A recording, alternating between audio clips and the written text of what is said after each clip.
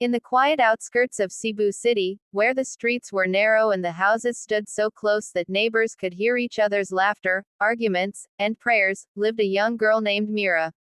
She was known all across the barangay, not for kindness or hard work like most children, but for her remarkable laziness.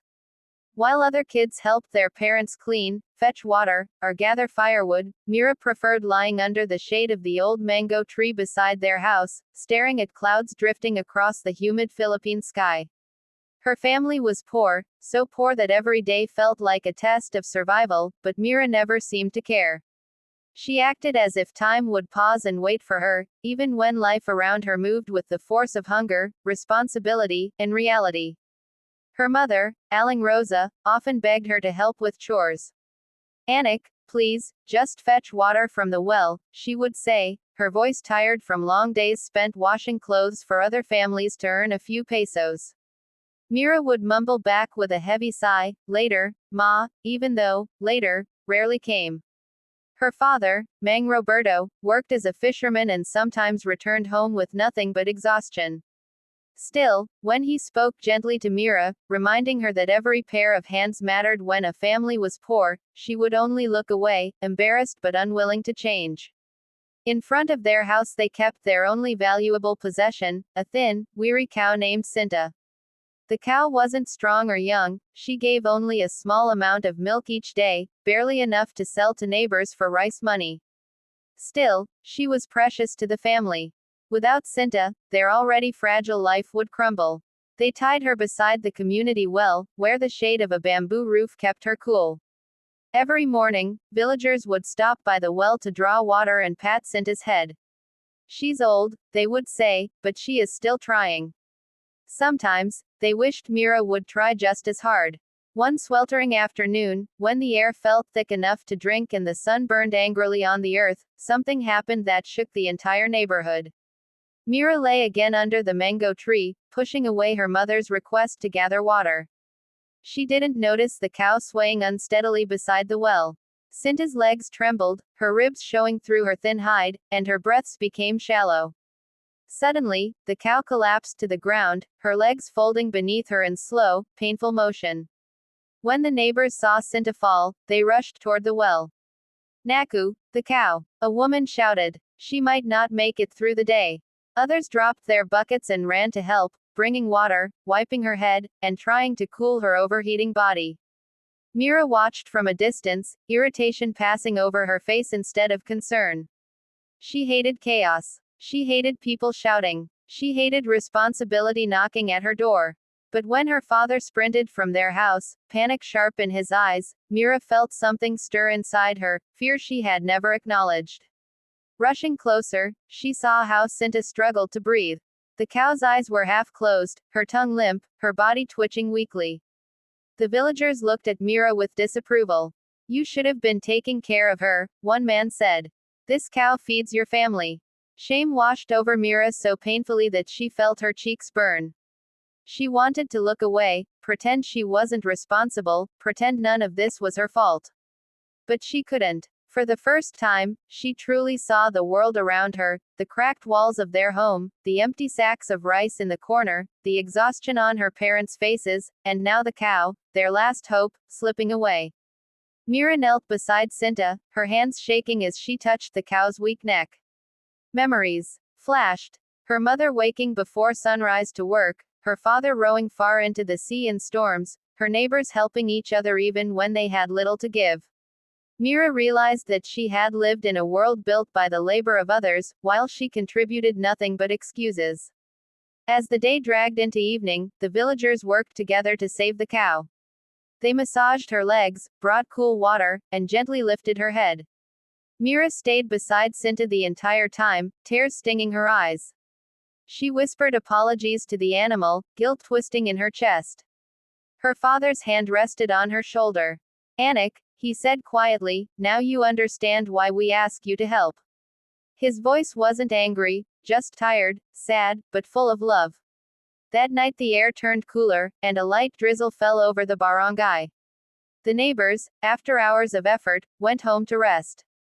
Mira's family sat close to the cow, keeping her warm. Cinta finally showed signs of recovery, her breathing steadied, and her eyes opened enough to meet Mira's. Mira hugged her tightly, feeling the cow's fragile strength against her arms. She promised herself she would never let things reach this point again. The next morning, something happened that surprised the entire neighborhood. Before the sun even rose, Mira was already awake. She slipped quietly from her sleeping mat, grabbed a pail, and walked toward the well. Her steps were unsure, her hands trembling, but her heart felt strangely strong.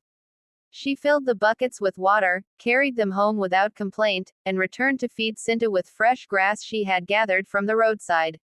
Her mother watched from the doorway, speechless. "Mira," she whispered, unsure whether she was dreaming. "You're doing chores." Mira only nodded, pushing away strands of hair stuck to her sweaty face. "I want to help, Ma. I don't want to be the reason we struggle anymore." Her mother pulled her into an embrace, tears spilling down her cheeks. Her father, coming home from the sea, nearly dropped his nets when he saw Mira sweeping the yard. The neighbors stared in disbelief when they passed by, whispering that the lazy girl had finally awakened to responsibility. Some even smiled proudly, as if they had always believed she had it in her. Day after day, Mira worked hard, no longer waiting for someone else to push her. She fetched water, cleaned the house, fed Cinta, washed clothes, helped her father repair fishing nets, and even volunteered to help neighbors who were old or sick. The more she worked, the more she noticed how beautiful life could be when you gave effort. She began to understand that poverty wasn't just about not having enough, it was also about needing every heart in the family to beat in rhythm with the others. Weeks passed, and Cinta fully recovered, looking stronger than she had in years. Mira often sat beside her in the evenings, stroking her fur as the orange sunset painted the Cebu sky. She would whisper stories, dreams, and apologies, knowing the cow had been the one to change her life. Cinta, gentle and calm, would nudge her shoulder as if saying she forgave her. Soon, Mira's transformation became a small legend in their barangay. Parents told their children about the lazy girl who became hardworking. Teachers used her story to inspire students. People from nearby barangays heard about the cow, the well, and how one child learned the value of responsibility through hardship.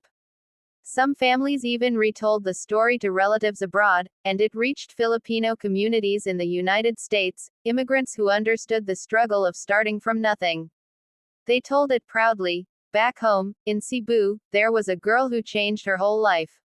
And all it took was realizing her family needed her. Mira grew stronger each day, not just in body but in spirit. She learned that work wasn't punishment, it was love expressed through effort. She learned that responsibility didn't steal freedom, it built character. And perhaps most importantly, she discovered that helping her family didn't make her weak or tired, it made her feel alive, connected, and worthy. Her story became a reminder that even the poorest people could rise with dignity when they worked together. That even a lazy heart could wake up when touched by compassion. That even a thin cow and an old village well could teach more than any classroom. And so, in the warm, bustling city of Cebu, in a small barangay where neighbors knew every story, lived a girl who once slept under a mango tree and ignored the world. Now, she walked with purpose, with strength, and with the kind of love that lifted everyone around her. She never forgot the night Cinta collapsed. She never forgot her parents' tired eyes. She never forgot the shame she felt when she realized she had done nothing to help her family survive. That memory became her fuel, her reason to stand up early, to work hard, to cherish what little they had.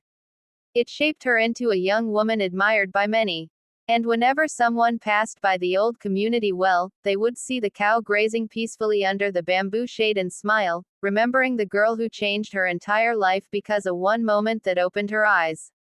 From then on, Mira's story lived not just in Cebu City but in the hearts of anyone who heard it, because it was a story of growth, courage, and the powerful truth that even the poorest among us can rise beautifully when responsibility finally finds a home in our hearts.